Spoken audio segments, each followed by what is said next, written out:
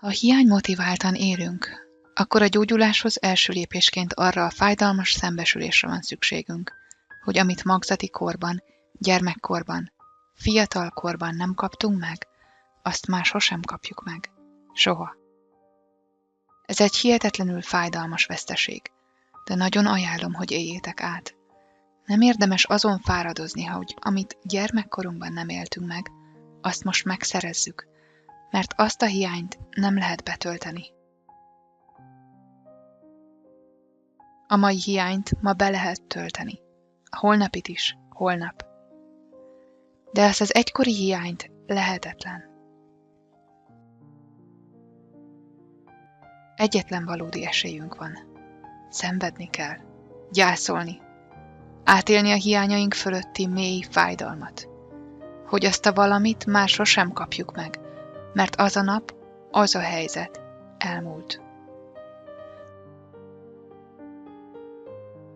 A szószoros értelmében azt gondolom, ez gyászmunka. Nyögni kell, zokogni, dühöngeni és tiltakozni. Mert ilyen érzések fognak jönni, de hatalmas erővel. Mégis érdemes ezen az úton elindulni, mert minden olyan gyászmunka, amit elvégeztünk a saját múltunkkal kapcsolatban, hihetetlen mértékben fölszabadít minket.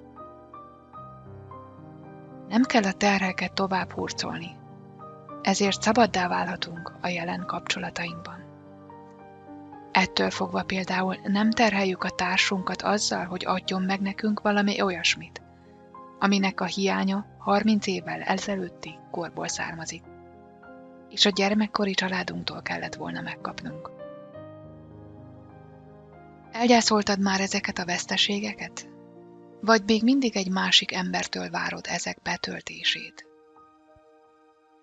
Ha még nem tettük túl magunkat gyermekkorunk hiányain és veszteségein, akkor egész életünket fájdalomcsillapítással töltjük, hogy végre bebizonyítsuk, hogy nem igaz az, amit gyerekkorunk óta hiszünk magunkról.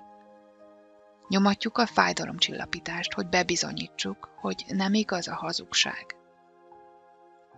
Mik a sérült alapvágyaid? Mire vágysz legjobban? Szeretetért dolgozol? Biztonságért hajtasz? Azért, hogy elfogadjanak és végre valahova, valakihez tartozhass? Azért, hogy megértve legyél? A fontosság, értékesség érzéséért? Miért hajtasz? Azért, hogy beteljesedést és értelmet találjál az életedben? Az a terület, ahol sérültél, azért fogsz hajtani. Szóval mi az?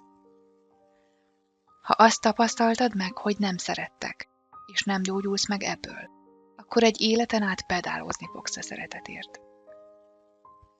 Ha azt tapasztaltad meg, hogy nem vagy biztonságban, mindent meg fogsz tenni, ameddig meg nem gyógyulsz, csak azért, hogy biztonságban érezd magad. Túl sokat kell fizessél a fájdalomcsillapításért. Jobb szembenézni a fájdalmaiddal, és elgyászolni azokat. Keserves. De miután kísírtad magad, jöhet a felszabadulás érzése. És szép lassan megtanulhatod szeretni és értékelni önmagad. Örülni annak, akit Isten benned megteremtett. Vegye át a veszteség helyett a felszabadult öröm. Vegye át a hazugság helyét az igazság, mert áldott vagy. Elétek beadtam az áldást és az átkot, az életet és a halált. Válaszd az életet, hogy élhess,